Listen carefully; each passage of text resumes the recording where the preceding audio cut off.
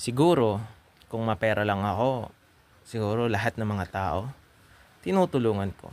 Gaya na lang nito. Kagabi pala, ay nag-brownout out dito sa amin. Siyempre, ang init. Ang ginawa ko, pinaypayan ko si Mrs. Dahil sa sobrang init kahit umuulan. Hi! Ako nga pala si Lovely Jim. Isang OFW.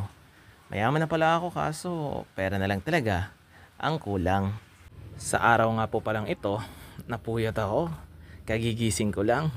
Kasi nga, kagabi, walang ilaw. Kaya yun, hindi ako masyado nakatulog. Kasi nga, yung bahay namin, wala pang aircon. By the way nga pala, yan yung bahay ng aking lolo at lola. Opo, millennial na po nga po pala yung bahay nila. Kung sa baga, antik na ba? Kasi nga, old fashion na bahay pa. At syempre, dahil umaga, nag-almusal pala ako, kasama ko si Mrs. By the way nga pala, ang almusal namin, tinapay at saka gatas. Opo, tama po kayo. Alam nyo, pagdating ko sa Pilipinas, hindi ako masyado nagkakain ng kanin. Kasi nga, iba yung klima dito. Hindi kagaya sa Saudi Arabia na napakainit. Talagang kailangan mong kumain ng kanin dito. Medyo malamig-lamig naman. Kaso nga lang, sa aming bahay kasi medyo kulob at walang aircon. At syempre, ang aming almusal pala ay tinapay with peanut butter. At by the way nga pala, sana naman wag nyo naman skip yung aking ads.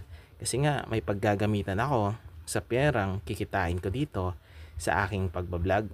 Kasi nga iniisip ko may papagawa ko o ipapaayos man lang yung dingding.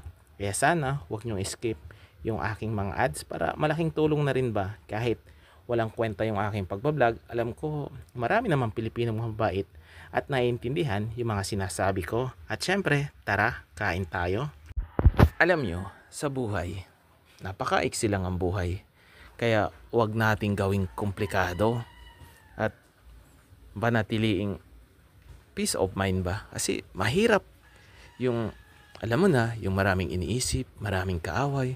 Ako kasi sa edad ko na to, wala sa isip ko yung pagka sigasigahan, pag impress-impressan. Nasa point na kasi ako ng gusto ko ng katahimikan, gusto ko ng kapayapaan, gusto kong tumulong. Kaso paano ako tutulong kung mismong sarili ko hindi ko matulungan? Real talk lang. Opo, marami kasing nagsasabi sa akin, abroad daw ako, bakit di lang ako makabili ng aircon? Alam nyo, abroad lang po ako, pero hindi naman po ako paggawaan ng pera.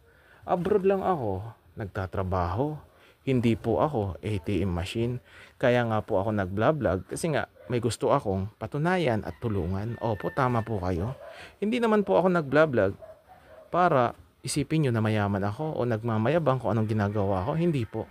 Nag-vlog ako, gusto ko lang kumita at i-share yung ginagawa ko araw-araw sa araw o sa buwan ng aking pagbabakasyon dito sa Pilipinas.